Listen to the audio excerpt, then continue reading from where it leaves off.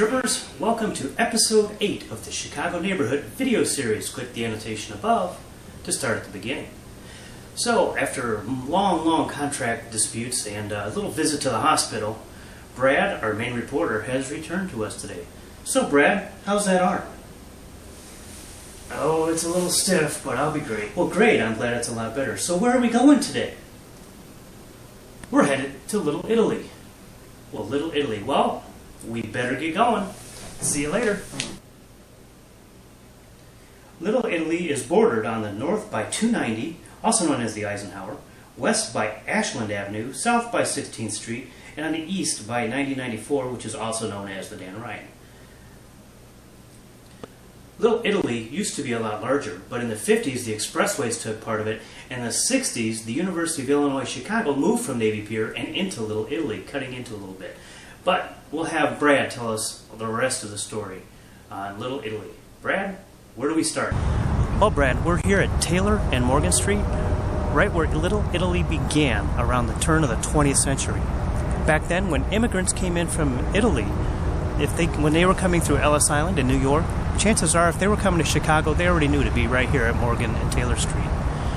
Now, a lot of people think that there's just a bunch of restaurants here in Little Italy. Well, I'm here to tell you, there's a whole lot more than just restaurants. In fact, in 1889, Jane Addams started the Hull House. Now, the Hull House is now a museum right here located on the UIC campus on Halsted Street. This is the original Hull House started by Jane Addams, and it is now a museum commemorating the work of social welfare pioneer and peace advocate Jane Addams. This house was built in 1856 by Charles J. Hull, and Jane Addams moved in around 1889. The church you see in the background is the Shrine of Our Lady of Pompeii. It was commissioned for a parish back in 1910, making it the oldest church here in Little Italy.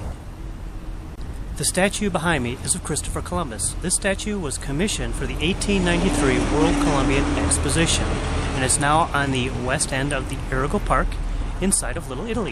In 1978, the National Italian American Sports Hall of Fame opened its doors to the public. They have some of the most priceless artifacts, including Mario Andretti's Indy 500 car, Rocky Marciano's first heavyweight championship belt, Vince Lombardi's last coat worn as coach of the Packers, among many other treasures. And we can't forget the University of Illinois Chicago. Back in the 1960s, they moved it from Navy Pier into Little Italy. UIC has 25,000 students, as well as sports teams that compete at the highest level of collegiate sports. Most importantly, it is the nation's largest medical school. When the university came to Little Italy, it brought large-scale residential and economic development. It changed Little Italy forever. Oh man, I am running out of time, and I haven't even talked about restaurants. Right now I'm standing in front of Francesca's on Taylor Street. It is one of the many of the newer restaurants here in Little Italy. Since I don't have a lot of time to mention every single restaurant, I'm just going to show you a few that I've got.